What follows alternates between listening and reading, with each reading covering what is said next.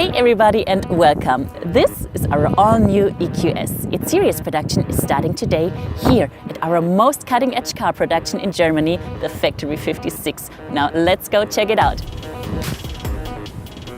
But before we dive in, I want to take you out. The entire production here at Factory 56 is carbon neutral.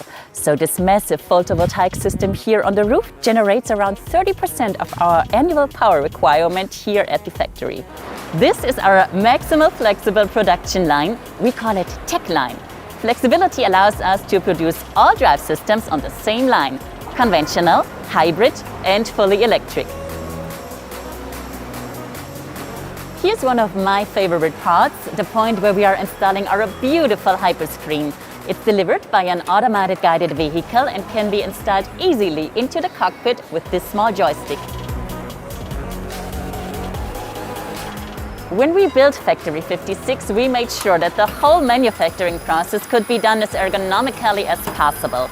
That's why the cars are turned sideways when my colleagues are working on the underbody.